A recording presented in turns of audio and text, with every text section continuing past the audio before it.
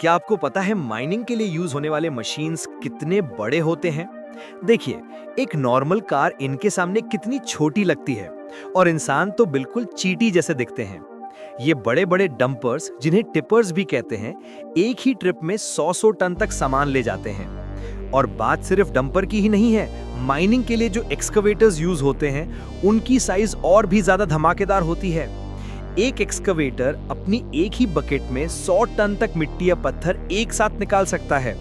मतलब एक ही स्कूप में लगभग 25 हाथी जितना वजन।